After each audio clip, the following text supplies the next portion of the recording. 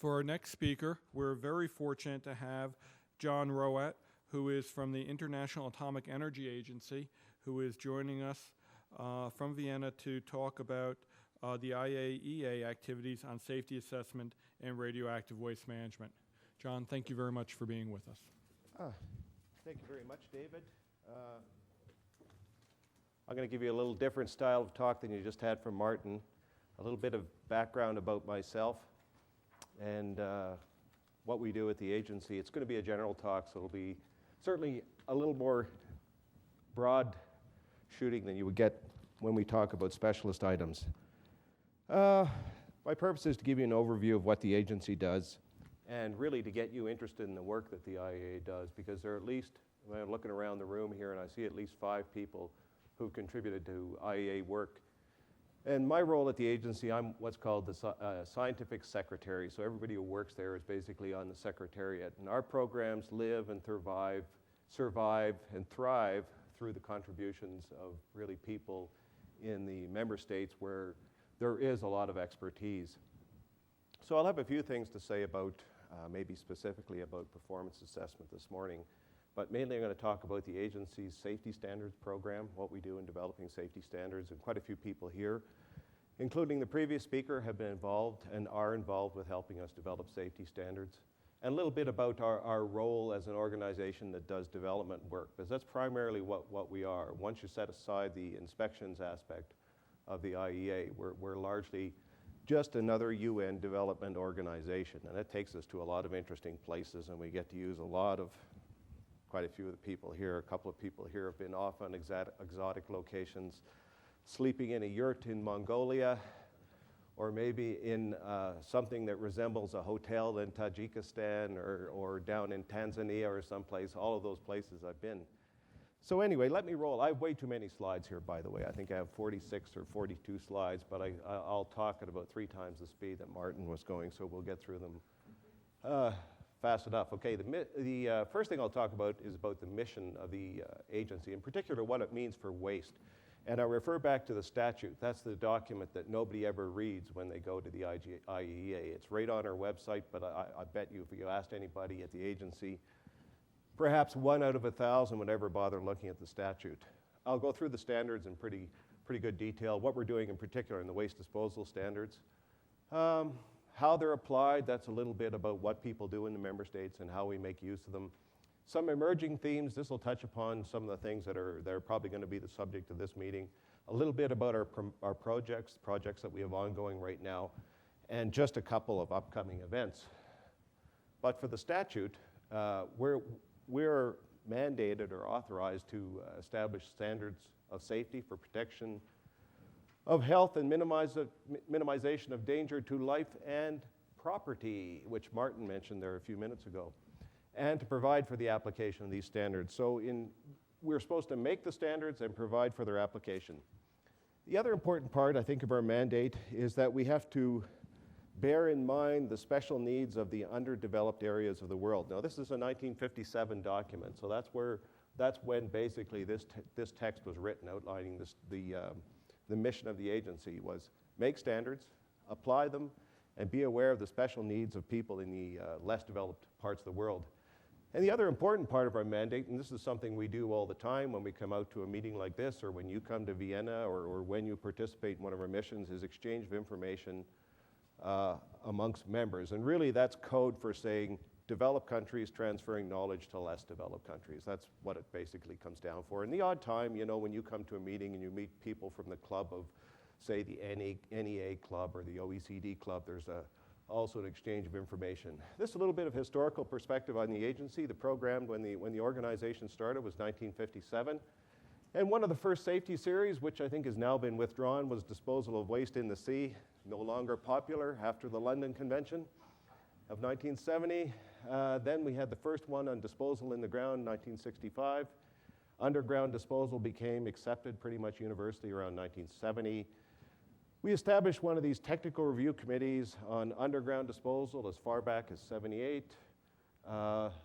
They recognized in the late 80s that basically the safety standards we were producing were not very systematic. So they set up something called the Radioactive program, which I think was the first attempt at the agency to produce a systematic set of standards in the area of radioactive waste.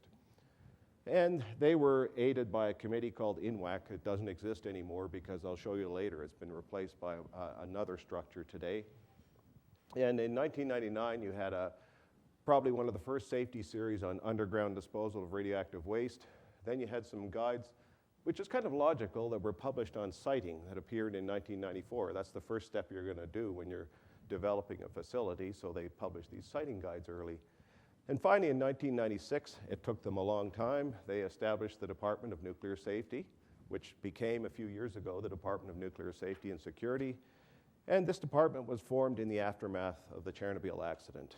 And it takes a long time to create a new section, a new division, or a new department at the agency, so hence the 10-year delay. The safety standards of the agency are pretty simple hierarchy. There's one fundamentals document, which I'll have a few words to say about that. There's fewer but more requirements documents. We have requirements that I'll discuss here about disposal of radioactive waste. So new requirements for disposal of radioactive waste, and a series of underlying safety guides that support these requirements. They come in two flavors, the standards of the agency. They come in what are called thematic areas, which you can think of as cross-cutting documents, and then things that are linked to, or standards that are linked to facilities and activities. So in our case, we have waste treatment and disposal facilities, but we also have some thematic guides on things like safety assessment, which is performance assessment in the terminology of the Department of Energy here, and in the US in general. So we have two kinds of flavors which appear both in our waste disposal standards as well. This is the safety fundamentals. There's only one of them. It's comprised of 10 principles. They're basically a policy type document. So the Joint Convention, for example, on the spent fuel and safety of radioactive waste management, it's the only international convention for management of radioactive waste. That is basically, it was the driver for forming these kinds of policy fundamental documents. They're very much the kind of document a policymaker would use. It's an easy read. It's probably 15 or 20 pages. And the principle that's very relevant for disposal is protection of present and future generations. There's also principle 5 in there, talks about optimization of protection, and that very much links to what Martin was talking about in the graded approach. Then we have things like the safety requirements level. These are documents that say what and who does what, and they usually provide explanatory text that explains why we have this particular requirement. And the key thing is they use shall statement. These are must-do things. They're not optional kinds of things. And this particular one, which was published in 2006, it's called the new format of the IAEA safety requirements, but it's actually the old format because it was the one they were using back in the late 1980s, where you go to statements, a very concise statement with some explanatory text. And then we have a number of underlying safety guides. For example, when I show the one for disposal, there's at least 4 guides that fit with the requirements. This happens to be one that I think goes back to around 1999. Roger Seitz was involved with this one, drafting safety assessment for near-surface disposal. It's important to understand that when you read an IAEA guide, all they do is they suggest one way and not the only way to do something. So you're never looking at something that says this is the only way to do something. They're suggesting one or several ways, but there's no exclusivity to them in any way at all. They're supposed to be how type of documents, so you should be looking for how you do things when you look in an IAEA safety guide. This is a little snapshot. I pulled this out of one of the old standards, the Radioactive series. It's almost, I don't want to say cute, but it's almost fascinating to look at what people were thinking in the late 1980s. They were going to write standards on control of waste conditioning processes, procedures for closeout of mines and waste rock and mill tailings, selection of scenarios for safety assessment for geological disposal facilities was going to be a single guide at that time. A lot of the ideas are captured, but they're captured in a very different way. And what happened with the Radioactive series was around 2000, 2001, 2002. Here's where they ended up a decade later. Fortunately, they had 2 requirements published, 2 siting guides, the safety assessment guide, and something that still isn't published, I won't go into that today. It's a type of guide for helping member states dispose of disused sealed sources. So most of the 145 or so member states of the agency don't have nuclear power plants. 80 or 90 of them probably have just medical isotopes, disused sealed sources to deal with. But this is a big program to manage these things, and we've been trying to provide them with solutions for disposal of disused sealed sources. But this is where the program was sitting around 2002, so there wasn't really that much accomplished, two requirements and a few guides. So then there was a process where we've tried to reform our safety standards and come up with a more logical structure, and right now we're going to have one single requirements for disposal, 2 facility-specific guides, one for near surface, one for geological. And then 2 of these thematic or cross-cutting guides. One is on monitoring and surveillance, and the other one is on the safety case and safety assessment. For this one, just read performance assessment guide. And I'm responsible for this one, and this one. So 3 out of these 5 documents of what I've been working on. And I've had people from the US participate in all 3 of the documents. Martin has been on one of them, Matt Kozak, and Tim McCartan has been working hard on DS334. I don't think Tim's at this meeting, but he's done a lot of work on 334. Now, there's a formal, I mentioned INWAC earlier, there's now a formal review process for the standards at the agency. You have 1 higher level commission and 4 technical committees underneath it. And this is the main one for the waste safety standards. It's called WASC, and they manage the review of all the waste-related documents for the agency, and John Greaves used to sit on WASC. And down here, this is you. You are the expert groups that contribute to our documents, and we make a lot of use of the member states, US, and all of the countries to get these documents written. They're consensus-type documents. They don't involve necessarily one country's point of view, so it's quite a struggle to get them out. Of note, the requirements were reviewed on a 10-year cycle, the guides on a 5. We invite people to comment in these documents through our website. I think we've got like 1 comment in 10 years. It's awful, really. So every time I go out, I'll give you instructions at the end that say, you know, just say, hey, I like your guide or something, but please comment on them. Kind of discouraging. We've recently, I mentioned this new format, which is the new format, which is really an old format going back almost 20 years. We're bound by our statute to apply our own standards, which, thank heavens, we apply our own standards. So whenever we go into developing countries, we basically have to work to the IAEA standards if we're going to be spending IAEA money. They're not binding on the member states, but they're often used as a benchmark. This is the standards themselves. They're used a lot by newcomers to nuclear power, and they're usually developing countries.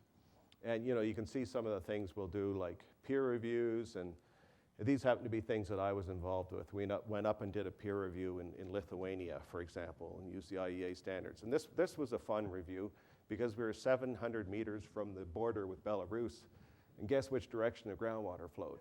Yeah. So that brought in some interesting things.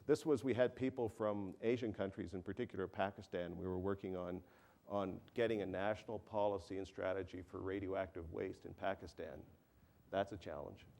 And then we had, they're used as a basis for regulations in developing countries. We have the Integrated Regulatory Review Service.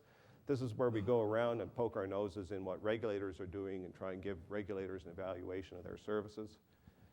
And finally, anything that's done under the Technical Cooperation Fund, and this is the main UN development fund for the agency, and this is about $100 million a year that we spend in developing countries. And that's where we apply the standards. Now we have one for the safety requirements for disposal. I mentioned that we have a series of discrete requirements. There are some 26 of them, and I just threw up the table of contents here, and I'll show you one of them as an example, but these are the typical roles and responsibilities things. Then there's the safety approach, which are things like disposal, of course, is entirely about passive safety, about confidence. These are themes that you've seen the NEA write a lot about in recent years. The importance of safety in the development process, you have to stress this. I mean, you have a particular frame of mind or a particular state of mind in the US that you care about safety, but there are lots of countries where they build it and operate it and then say, well, should we really bother, you know? maybe get a regulator and maybe write an assessment. So it's not the same everywhere. You really have to encourage countries to have independent regulators and go through the process of safety assessment. Then we have the design principles, the usual ones: containment, isolation, multiple safety functions. A framework, the step-by-step development process, and this ties in with what Martin was saying earlier about how you periodically review safety assessments, periodically update them, and maybe from time to time, if you wanted more waste streams, you'd issue a new safety assessment or a revision. All about the safety case. That's a theme that we've been promoting a lot, again, which is the comprehensive package of things you have to do to get a license. That's Mr. Kozak's definition, by the way. Wait a minute. Then we get on to more practical things: site characterization, design, construction, operation, monitoring. And there's one in a requirement for security measures, Martin, now appears, as well as one for accounting for, this is a long word that really says safeguards, but we get attacked by the people in the Department of Safeguards if we use that word, so it's the materials accounting. And finally, existing disposal facilities, which is quite a tricky thing to write about. And this is an example of one of these requirements. By the way, I have all of these documents here, and I'd be glad to throw them on anybody's computer. I have 5 of these standards in draft forms, have them on a memory stick, and I'll leave them for anybody who wants to look at them, read them, comment on them at all. But this is typical text for one of these requirements, and this one happens to be about the scope of the safety case and the performance assessment. And you can see here there happens to be a link in, let's see if this is, the safety of managerial protection. Yeah, okay.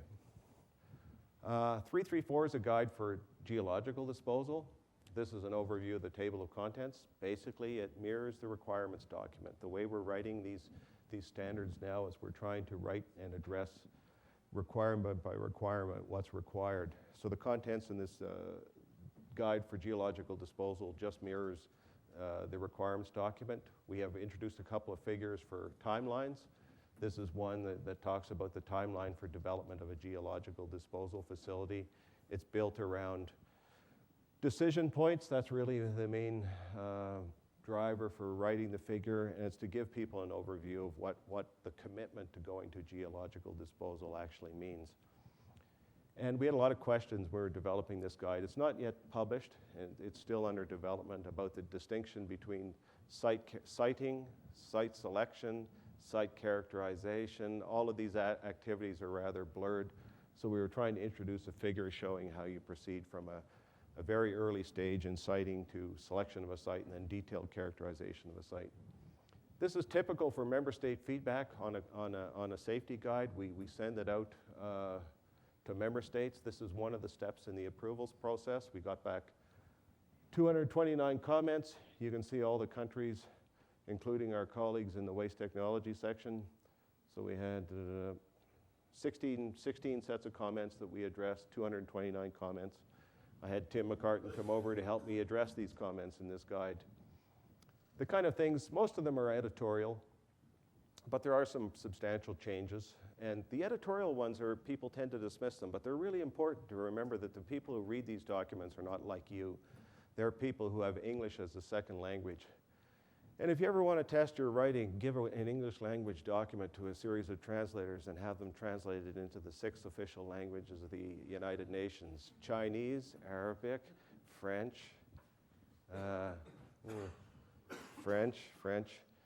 Russian, German isn't, no, Russian is, Spanish, right, okay. And so that's a good challenge to see if you're writing clearly. Plain English is hard to write. People seem to be focused a lot on the siting issue. One of the things they ask the agency to do is something we can't do. In fact, sometimes the comments are wildly contradictory. They want us to talk in countries like my home country, which is Canada. They've spent a lot of time, they've had a lot of failures up there to learn from. So they talk about the socio-political aspects of siting. Can't do that in an international document because everybody does it very differently. Some countries still have DAD, and some countries just have DA, decide and announce, and some countries just have D, decide. So we can't tell people that they have to do a very consultative process. We have to leave that open to countries to decide on their own. DS3, yeah, this document, the other thing we're trying to do is package our standards now so that we have one guide will cover an awful lot of things. Unlike the RADWAS series, which had a lot of different standards there, we try to package things now in a much more compact fashion. This is an important one too. This was asked, this is mainly a developing country issue. The regulatory body should develop an independent capability. Independent research is important for countries that have a lot of money that can afford it, when a US NRC can fund a lot of independent research, and the Canadian Nuclear Safety Commission can, and the French regulatory body. But when you go to a very small country, one of them I'm working with now, and people here have worked with, is Romania, where what happens there is everybody who has even a fragment of a knowledge about safety assessment or performance assessment is all working for the operator. The regulator has nobody to turn to. So how do you help out these countries? And you can't really say to the regulator, which is all of 3 people, you know, do some independent research, and by the way, you have no budget. So these are the kind of challenges we come across when we're doing work in the developing countries.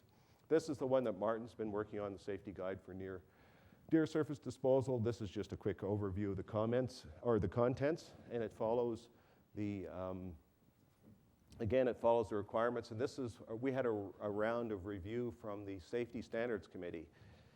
And in a couple of weeks' time, we'll be taking up some of the comments from WASC, and I have consultancy in Vienna a week after next. Next week, I'm up in Canada visiting family and friends, and then I'm immediately back to Vienna working on DS356 again. And people, it's interesting what they comment on. They like to see, they were asking us in this review to tell us the unique things about these various types of disposal. And what they were really asking us to do was elaborate on what the graded approach to safety means in these various types of facilities. And I happen to highlight a comment I found interesting too, was they like a conceptual description of the singularities of a disposal facility when compared against other nuclear or radioactive facilities.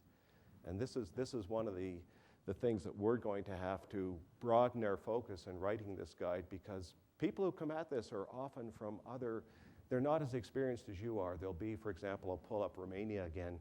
People will hop around between sections of, say, the regulatory body, and they'll move from licensing of spent fuel storage over to something on disposal, and they'll try and apply the methods they used before verbatim, literally, without translating it into a different context.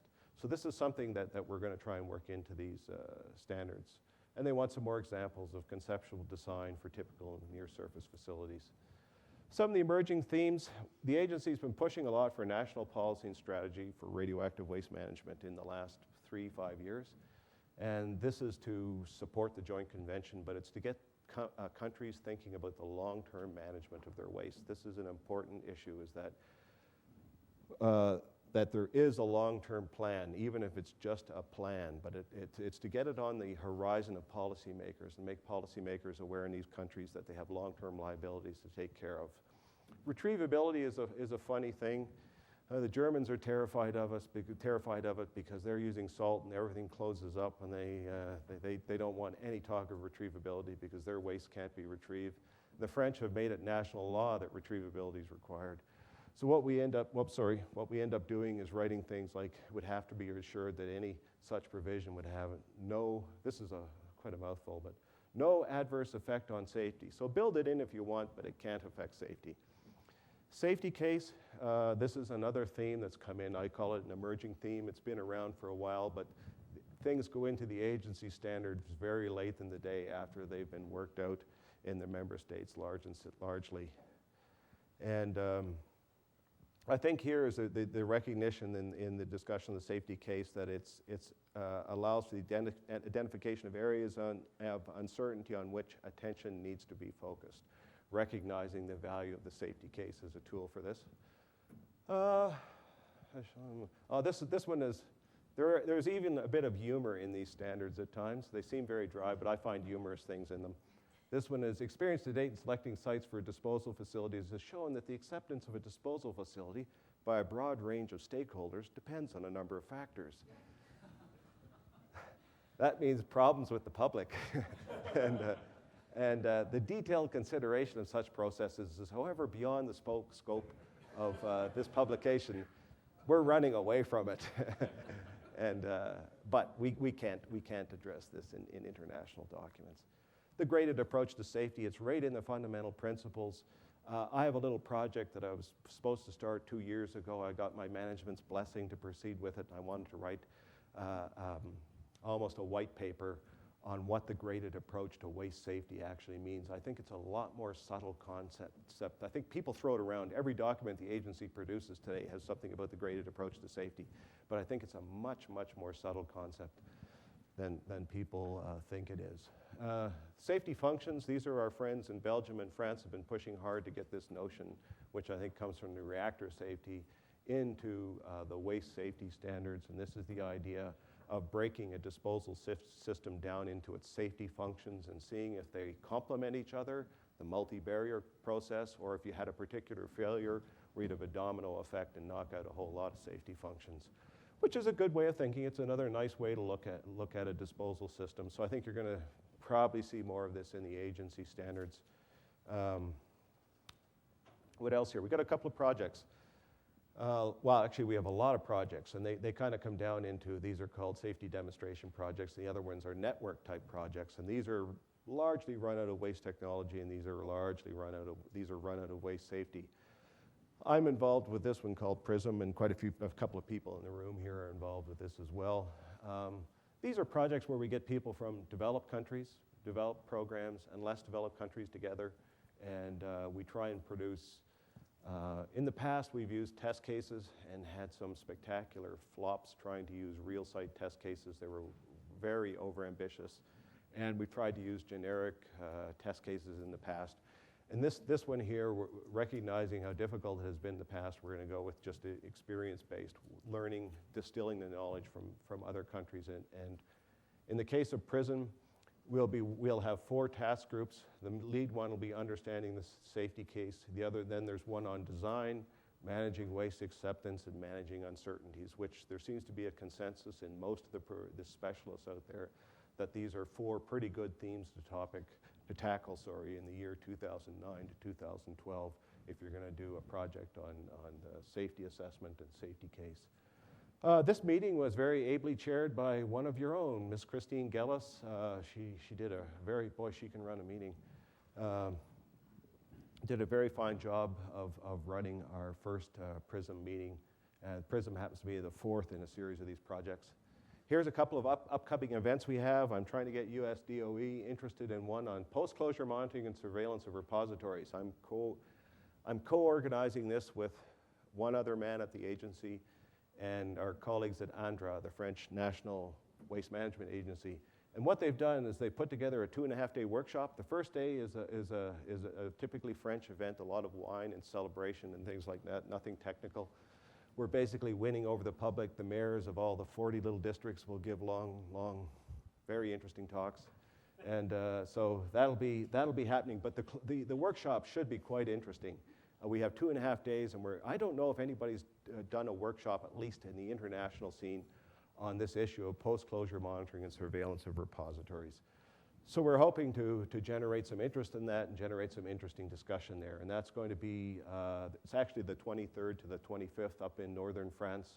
The La Manche facility is the one that took the waste from the early days of La Hague, which was the reprocessing facility. There's another international conference for regulators being held in South Africa. This is one of the big agency conferences. It's actually called the International Conference. And tagged on to that, there's a one-day event about demonstrating the safety of and licensing of radioactive waste disposal, and my colleague Phil Metcalf is going to be running this meeting. I think probably the first day of that conference will be a lot of, I'm not quite sure what's going on the 14th, but they're often rather political type events at the start of these kind of meetings, and Phil's got a workshop running right on the first day of the conference.